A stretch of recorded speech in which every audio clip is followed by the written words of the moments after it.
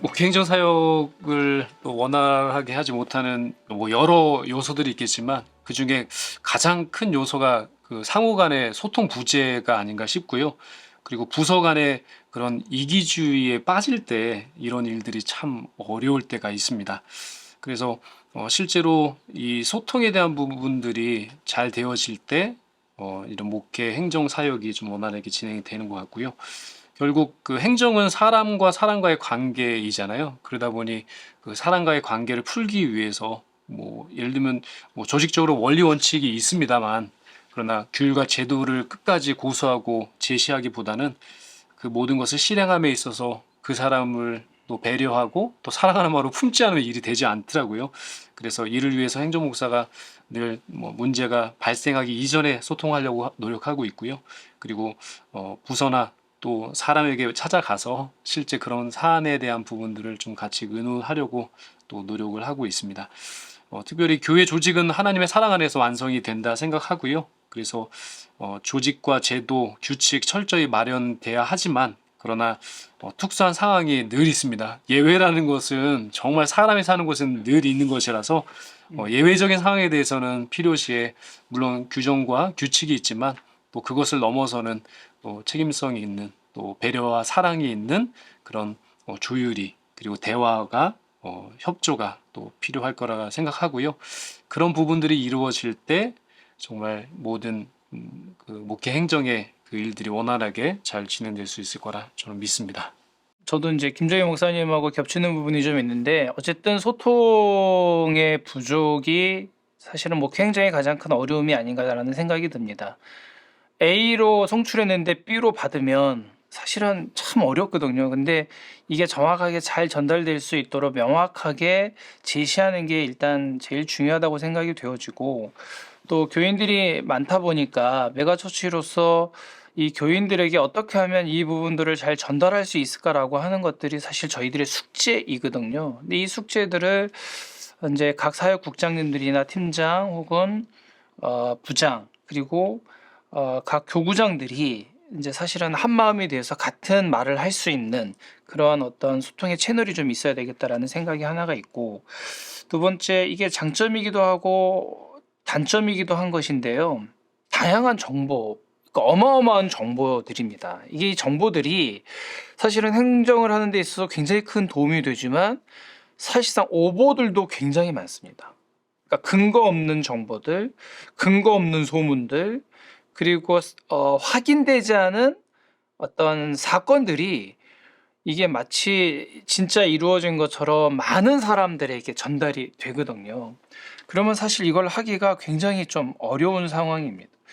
그래서 저는 이제 이 정보들을 어쨌든 행정목사가 사실 좀 비밀스러운 것도 있고 오픈해야 될 것도 있긴 한데, 일단 저는 우리 목회기획팀 목사님들하고는 한 75% 이상은 다 공유를 합니다. 이제 좀 중요한 뭐 위임 목사님과 관련된 대내외적인 사역들 이런 것들을 제외하고는 대부분 다 오픈을 하고, 또 한 분의 이제 긴밀하게 움직여야 할 교구 사역국장이 있는데 27개의 교구를 관장하는 목사님이에요. 이 목사님하고는 90%를 제가 공유를 합니다. 그래서 정보를 판단함에 있어서 행정 목사가 스스로 판단하지 않도록, 그래서 항상 같이 크로스 체크하고 그것이 안 되면 더 확대해서 체크를 해서 이 어떤 문제나 혹은 어떤 조율과 또 혹은 조정의 역할에 있어서 행정목사 스스로 판단하지 않도록 이 부분들을 굉장히 좀 조심하고 그것들을 극복하려고 노력을 하고 있습니다. 또 하나는 이 분주함입니다. 행정목사의 분주함. 뭐 목사님 뭐 교구까지 맡아서 제가 그렇게 말할 바는 아니지만, 사실 행정목사의 분주함은 공공의 적입니다. 왜냐하면 집중하지 못하게 되고, 이게 세밀하게 계획하지 못하게 하고, 또 이게 사실 신체 관리도 잘 안 됩니다. 건강 상태 관리도 잘 안 되는 상황이기도 합니다. 그래서 저는 그래서 어쨌든 제가 이제 최근에 이제 그 노트 이제 아날로그로 쓰다가 최근에 이제 아이패드로 바꾼 이유 중에 하나는 정보량이 너무 많고 정리해야 될 게 너무 많은 거예요. 그래서 이건 안 되겠다 싶어가지고 뭐 매번 노트북을 들고 다닐 수 있는 상황도 아니어서 파일을 만들어 놓고 조율을 하는 상황에 있고, 그 다음에 일정표를 사실 좀 꼼꼼하게 체크합니다. 그래서 주중에 해야 될 것과 주일에 해야 될 사역들을 분명하게 좀 구분을 합니다. 그래서 주일에 몰리지 않도록. 그래서 그 분주함만 저에게 조금 없어져도 사실은 행정을 하는데 크게 어려움은 없을 것 같아요. 근데 돌발 상황들이 주일날 너무 많고 장로님들이 미리 체크 안 되고 전화해가지고 만나자라고 얘기를 하면 거절할 수 없는 상황이고, 이러다 보니까 이게 시간의 부족으로 인한 분주함이 행정을 함에 있어서 큰 장애물이 되고 있구나라는 생각도 합니다. 이건 개인적인 이야기라고 하는 것을 좀 말씀을 드리고요. 그래서 이제 극복을 하려면 어쨌든 스케줄을 좀 잘 짜고 미리미리 조율할 것들을 생각을 하고, 이게 이제 주일을 맞이하는 그런 상황이기도 합니다.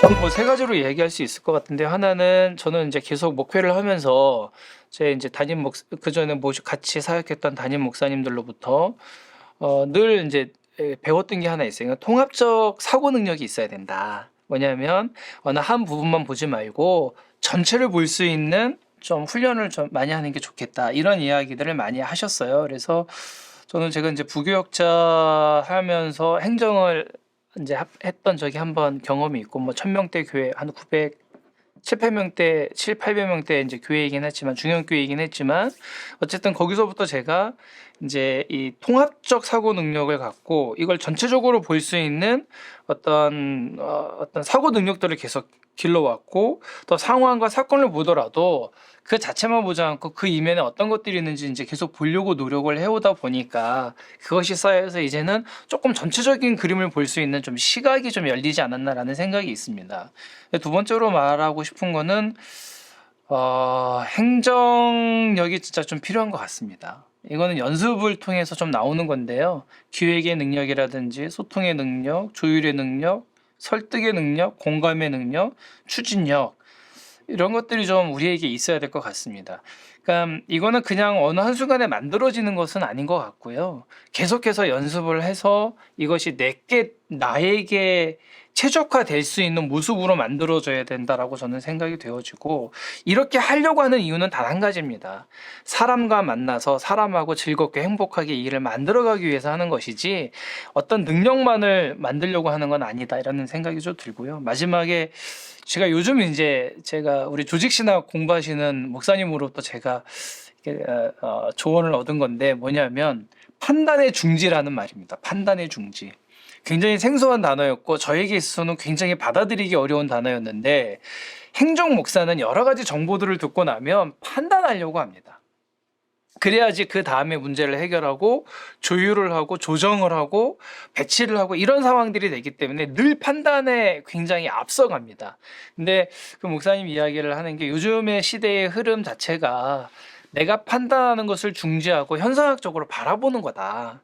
그러니까 왜 저런 얘기가 나왔는지, 그리고 그분들이 무엇을 요구하는지 내가 답을 주는 게 아니라 내 판단을 멈추고 그분들의 이야기를 듣는 시간을 더 많이 하는 게 훨씬 더 중요할 것 같다. 그러니까 생각해 보니까 그런 것 같습니다. 일은 좀 더디더라도 일을 말끔하게 어떤 해결을 하려면, 또 그 일들을 잘 만들어 가려면 듣는 게 더 중요한 것 같다라는 생각이 훨씬 더 많이 듭니다. 그리고 잘 들으면 그 분이 뭘 원하는지를 알게 될 거고, 그 조직이, 그 사역국이 어떤 걸 원하는지 알게 될 거고, 그러면 거기에 맞춰서 뭐 배분하는 거, 뭐 조율하는 거는 그렇게 어려운 일이 아닌 것 같다라는 생각입니다. 그래서 저는 스스로 이게 행정사역 담당자는 이 판단의 중지, 이게 좀 우리에게 좀 필요하지 않을까, 이런 생각이 들었습니다. 저도 뭐 저 자신에 대한 뭐 생각도 해보고요. 그리고 실제 이제 그 개론서에는 어떻게 얘기하나 그것도 좀 살펴봤는데요. 우리 조원 목사님 말씀하신 것처럼 그 행정 목사 자체는 이제 업무 자체가 그러하기 때문에 그 기획력과 추진력은 좀 갖춰야 된다고 생각을 합니다. 그런 기획력과 추진력에 대한 부분들은 실제 이제 경험을 통해서도 길러질 수 있지만 개인적인 노력을 통해서도 좀 그 함양을 할 수 있다고 생각하고요.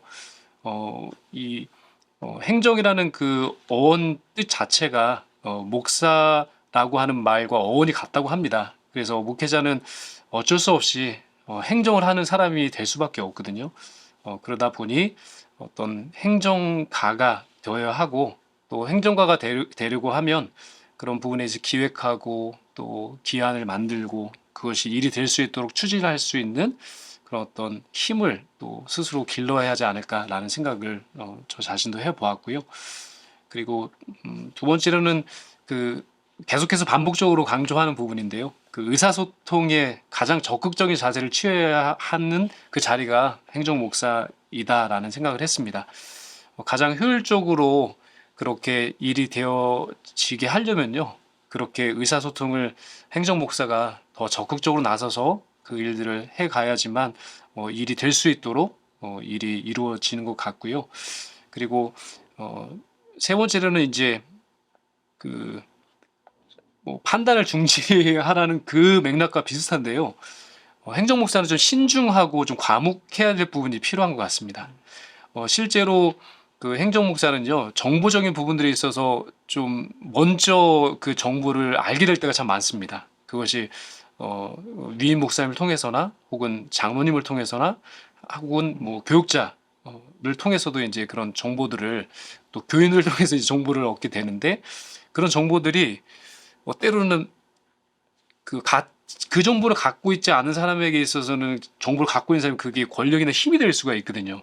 이제 그래서 그런 부분들에 있어서는 알고 있지만 함부로 얘기하지 않고 아까 말씀하신 것처럼 조목사님 말씀하신 것처럼 그 정보 중에는 명확한 진실의 정보도 있지만 그것이 팩트 자체가 확인되지 않은 그런 정보들도 많이 있거든요. 그러다 보니 그런 정보를 알게 됐다 하더라도 말하고 싶지만 더 신중하고 참고 참아서 말하기보다는 한 번 더 듣고 그리고 포용할 수 있는 그런 마음의 자세가 행정 목사에게는 있어야 되지 않을까 싶습니다. 그렇지 않을 때 말하고 싶을 때 먼저 말하고 그리고 행동하게 될 때 그 부분들에 있어서 좀 파급 효과가 때로 긍정적으로 나올 수도 있지만 부정적으로 나오게 될 때는 또 많은 사람들이 상처를 받을 수 있고 또 어려움을 처할 수 있는 부분이 있기 때문에 행정목사는 그만큼 그렇게 모든 일에 있어서 또 신중하고 또 과묵한 것이 필요하겠다라는 생각을 해보게 되었고요. 그리고 무엇보다도 좀 더 또 좀 적극적인 자세가 좀 필요한 것 같아요. 행정목사 자체가 좀 뒤로 물러서 있을 수가 없는 자리거든요.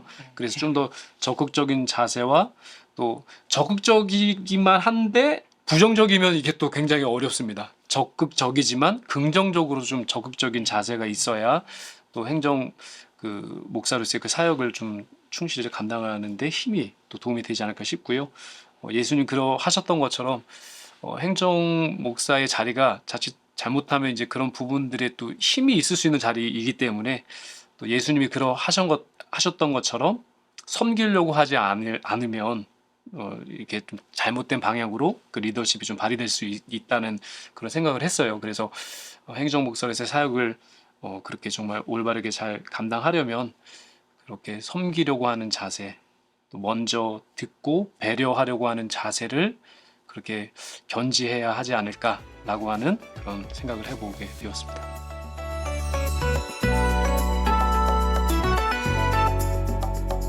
저도 솔직히 이제 이 소통을 위해서 굉장히 좀 발버둥 치는 스타일이거든요.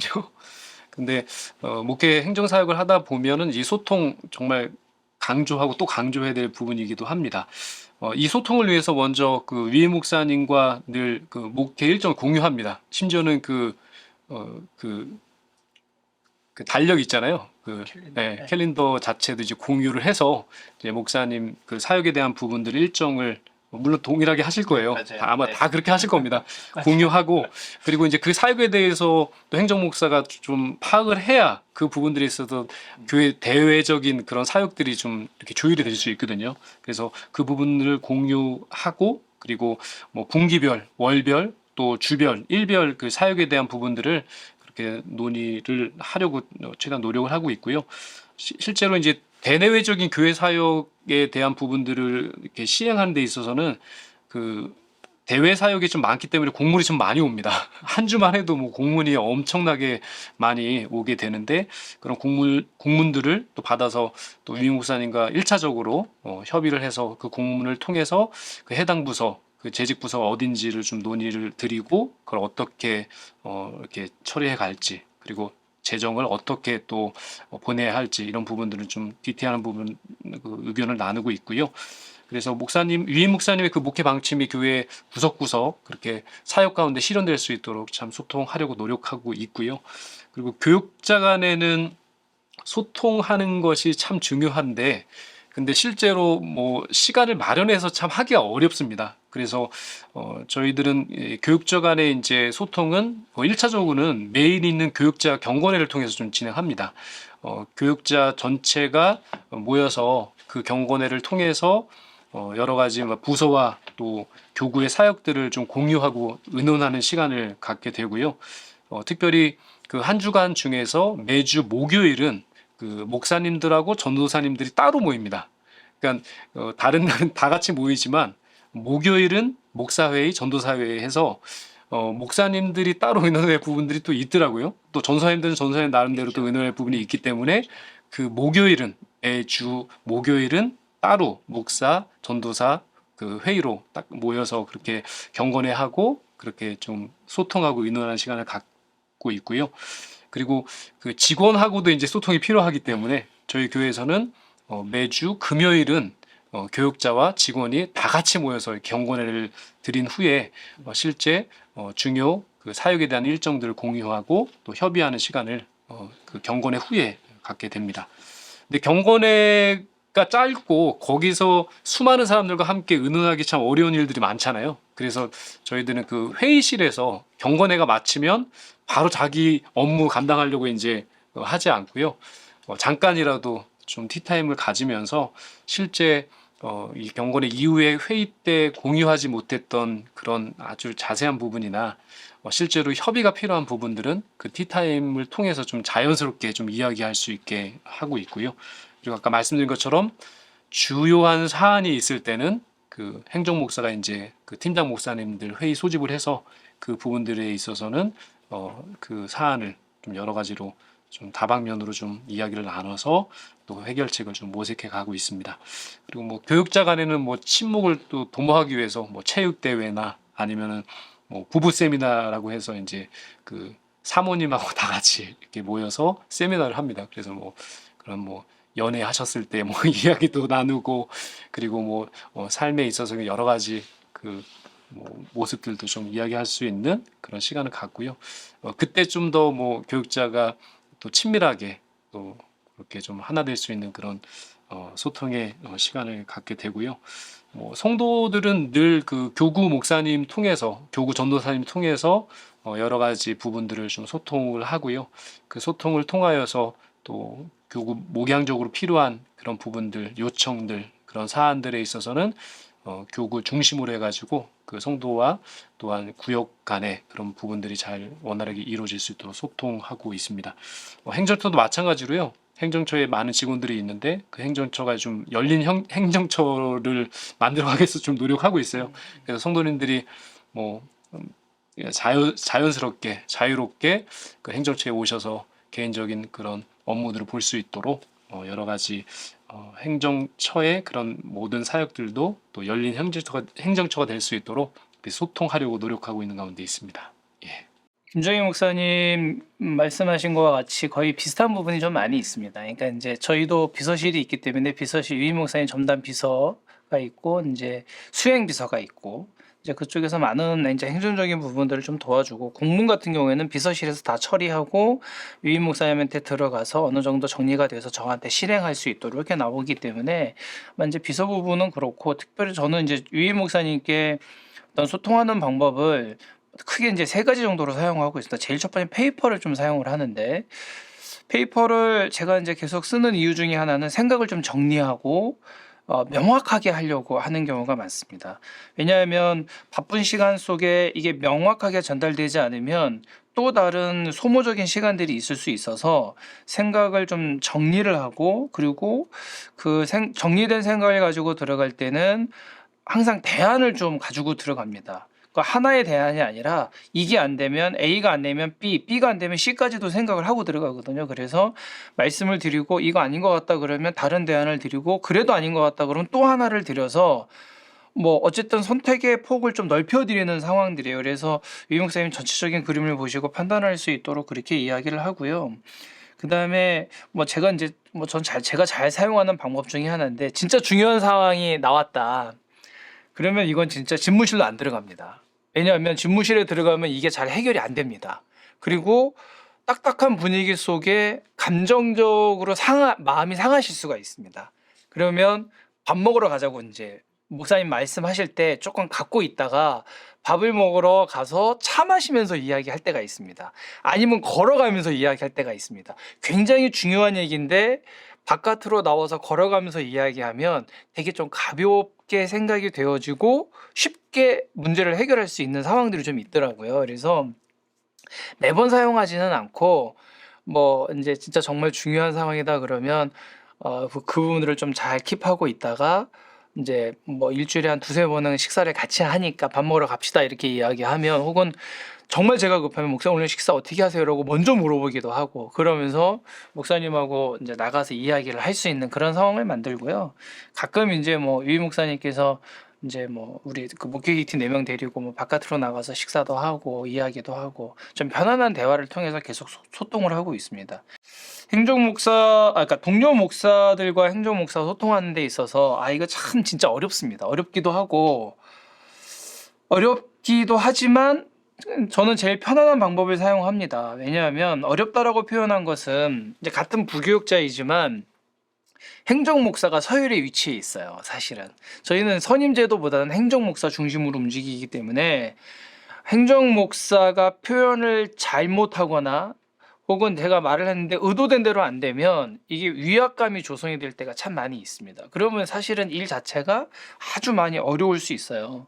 그래서 가능하면 조심성 있게 정제된 언어로 이야기하려고 많이 노력을 하고 있고, 그래서 좀 편안한 방법을 쓰는 거는 수시로 이제 교역자들하고 와서 밥 먹는 겁니다. 저희는 이제 점심을 교회에서 주지 않기 때문에 코로나 이후로는 뭐 다 이제 나가서 사 먹기 때문에 뭐 같이 가서 밥 먹으면서 정보도 얻고 할 얘기도 하고 필요한 것도 하고, 때로는 단 둘이 갈 때도 있습니다. 그래서 그 목사님의 가정 형편이나 상황이나 이런 것들을 개인적으로 체크하고, 그래서 기도해 주겠다라 이야기하고 도울 수 있는 부분이 있으면 도와주고, 뭐 이렇게 해서 어떨 때는 뭐 그룹으로 밥을 먹기도 하고, 어떨 때는 뭐 개인적으로 친분 관계를 잘 맺어두는 게 굉장히 좀 중요한 일이라고 생각이 됩니다. 성도들과의 소통은 사실 행정 목사로서 그렇게 많이 이루어지진 않습니다. 왜냐하면 각 교구장들이 있고 대교구장이 있고 사역국장들이 있기 때문에 사역국장이나 혹은 교구장들을 통해서 이 일들이 이루어지도록 하고, 혹 이제 행정 목사가 관여해야 되는 일이다 라고 한다면 그때는 제가 이제 허락을 득하고, 아니면 공지를 먼저 해주고 내가 이렇게 만나도 되겠냐, 내가 이렇게 만나야 되겠다라고 이야기를 하고 만나서 이야기하고 피드백도 그 담당 교구장이나 사역국장한테 그렇게 해주는 상황입니다.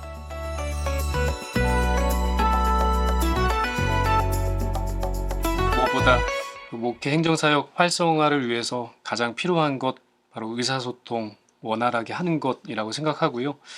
이 원활한 의사소통을 위해서 먼저 귀를 기울이고 듣고 또 경청할 수 있다면 또 모든 일들이 또 원활하게 잘 이루어질 거라 생각을 합니다. 또한 두 번째로 좀 중요한 부분이요. 좀 그 강압적으로 지시하기보다는요. 좀 부드러움으로 이렇게 배려하고 부드러운 카리스마라고 하잖아요. 그런 부분들로 다가갈 수 있다면 실제 좀 어렵게 좀 여겨질 수 있는 문제들도 좀 쉽게 해결될 수 있는 그런 방법이 또 도출되지 않을까 생각이 됩니다. 규율 규칙만 강조하다 보면요. 어느새 그 규율과 규칙을 깨트리는 사람이 생겨나게 되더라고요.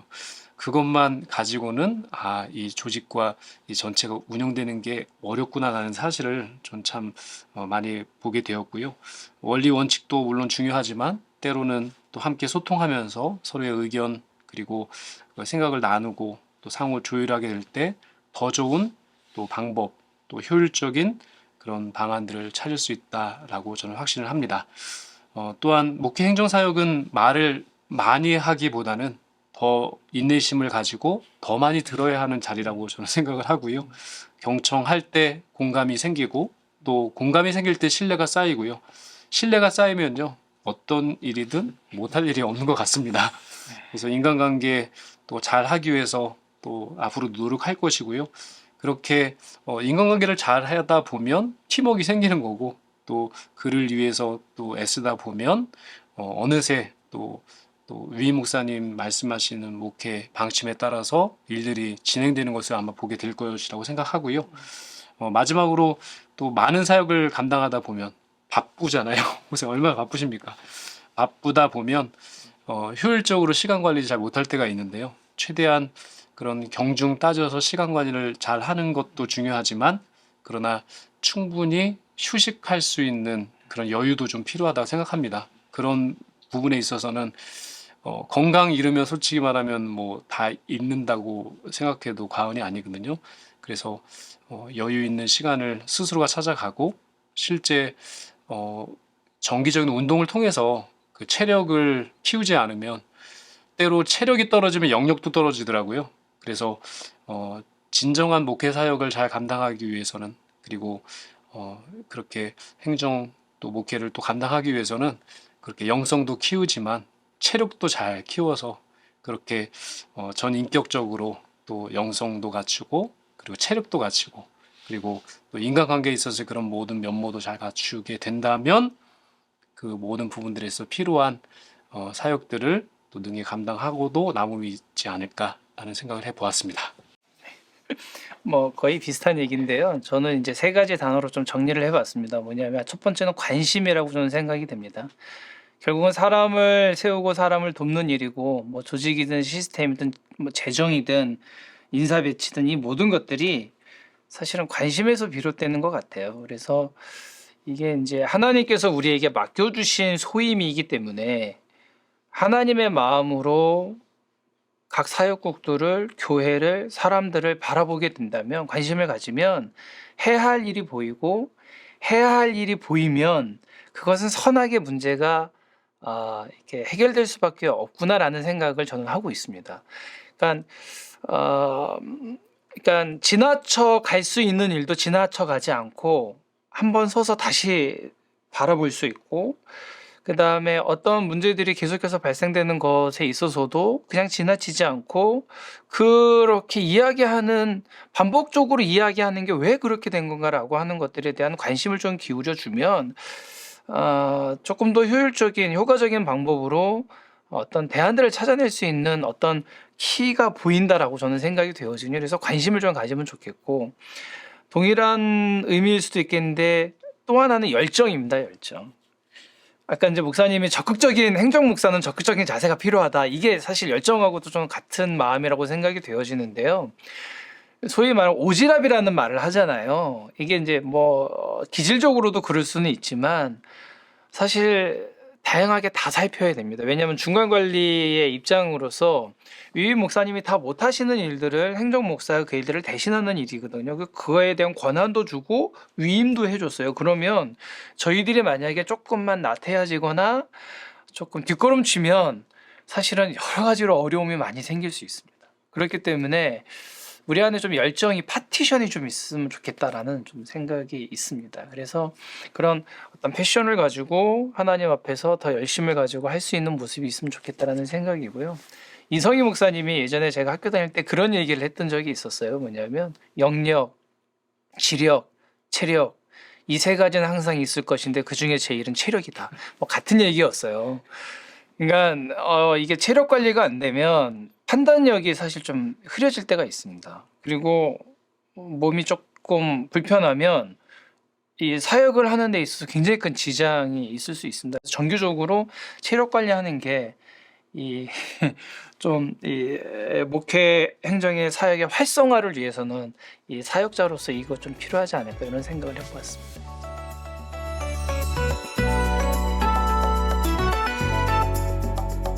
참 목회 행정 사역은 참 어려운 자리입니다. 정말 잘한다고 인정을 또 쉽게 받을 수 있는 자리가 아니고요. 또 내가 열심히 한다고 해서 내 자신의 그 사역에 대해서 또 보람을 또 많이 느낄 수 있는 자리가 또 아니기 때문에 그런 것 같습니다.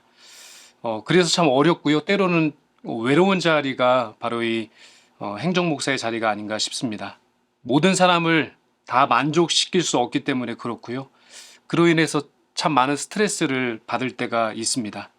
때로는 알고 있으나 모른 척 해야 할 때도 있고, 듣기는 속히 하고 말하기와 성내기는 더디하라 말씀하신 것처럼 말하고 싶으나 참고 또 참고 더 들어주어야 할 때가 참 많지 않습니까? 개인적인 욕심이 생겨날 때마다 정신 바짝 차리고 공적인 덕을 세우기 위해서 몸부림쳐야 하는 자리가 바로 이 행정의 자리인 것 같습니다. 그러나 저희들의 이런 모든 상황과 그 마음과 또 저희들의 중심을 하나님은 아십니다. 그 하나님께서 함께 하시기 때문에요. 바로 교회를 더 교회답게, 그리고 하나님의 뜻이 또 교회 가운데 더 아름답게 또 이루어지기 위해서 교회 행정이 필요하고요. 그렇게 그 일을 감당하라 사명 주시고 또 행정 목사로 세워 주셨습니다. 어렵고 힘든 일이지만 사명감 가지고 또 그렇게 끝까지 믿음으로 앞으로 나아가시게 될 때 그 하나님의 뜻이 이 교회 가운데 아름답게 또 이루어지게 될 것이고, 교회는 하나님의 뜻 가운데서 성장하고 성숙하게 되는 그런 역사를 체험하게 될 줄로 믿습니다. 어렵지만 함께 힘을 내서 이 일을 정말 주님과 함께 이루어 갔으면 좋겠습니다. 목회 행정에 대한 고민은 바로 사람들에 대한 고민일 것입니다. 각자의 성향이 다르고 기질이 다르고 배움의 정도가 다르고 갖고 있는 정도가 다르기 때문에 사람을 다 만족시킬 수는 없는 것 같습니다. 그럼에도 불구하고 하나님께서 주신 어떤 사명에 따라 교회를 세우고자 하는 목적은 한 가지의 어떤 방향성을 따라가는 것은 분명하다고 생각이 됩니다. 때로 사람들과 함께 하다 보면 누군가의 생각이 나를 지배할 때가 있고, 또 누군가의 말에 의해서 상처를 받기도 하게 됩니다. 또 누군가의 행동 때문에 어려움을 겪는 경우도 참 많이 있습니다. 그런데 어려운 것만 있는 게 아니라 좋은 것도 있더라고요. 뭐냐면 누군가의 생각 때문에 새로운 사회의 장이 열리기도 하고, 누군가의 말 때문에 활력과 역동성이 일어나기도 하고, 누군가의 행동 때문에 귀한 열매가 드러나는 경우도 있습니다. 또 이름 없이 묵묵히 섬기는 성도들이 절대 다수라는 것이 저희들에게 주는 위로죠. 교회가 그로 인해서 교회가 더욱더 아름답게 세워지고 건강하게 세워져서 잘 굴러가고 있다라고 하는 것은 사실은 행정을 잘하고 있다라고 저는 생각을 합니다. 굴러갈 때 소리가 나게끔 되어져 있습니다. 잡음도 나고 좋은 소리도 납니다. 그래서 굴러가는 것이죠. 하나님을 생각하는 마음으로 하나님의 시선으로 그 일들을 감당하면 아마 좋은 목회 행정가 혹은 담임 목사님, 부교역자가 될 거라고 생각이 듭니다.